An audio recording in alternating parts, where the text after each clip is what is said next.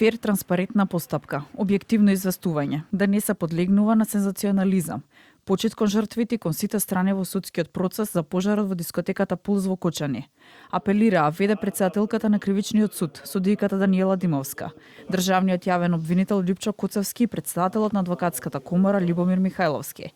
На денешниот брифинг со новинарите во однос на техничките предизвици и организацијската поставеност за текот на судењето.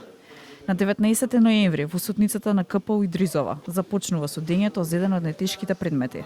Веде претседателката рече дека судот ќе ги обезбеди сите неопходни услови и нагласи дека судот е исправен пред голема задача. Посочи адвокатите да ги информираат оштетените кои во овој случај се и сведоци, дека нема да смеат да ја следат главната расправа пред да сведочат. Во спротивно ризикуваат да го изгубат правото на сведочење. Судот ќе преземе засилени безбедносни мерки како и присуство на лекарска екипа. Апел и до лекарската комора, лекарите да не подпишуваат боледување на странките само доколку тоа навистина е потребно. Оштетените сведоци нема да може да ја следат постапката до нивно сослушување. Државниот јавен обвинител Љупчо Коцевски посочи дека по 2,5 месеци обвинителите ја завршиле постапката и се подготвени за судењето. Обвинителството е подготвено, има проширен тим од 15 обвинители, со цел да не се дозволи одложување на рочиштата. Доказниот материјал е обемен. Обвинителството ќе преземе се за ефикасен судски процес. И претседателот на адвокатската комора Љубомир Михајловски апелираше за дисциплина и почитување на редот. Тој очекува правна борба имајќи доверба во стручноста на судечкиот совет.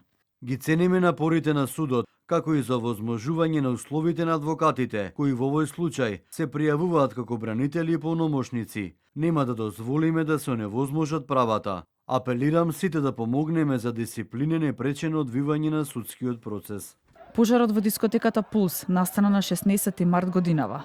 Над 60 лица го изгубија животот, а околу 200 лица се повредени. Во овој случај обвините се 38 лица, од кои 35 физички и 3 правни лица.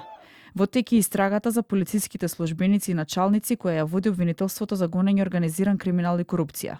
Судскиот процес ќе го води судијката Дијана Груевска-Илиевска.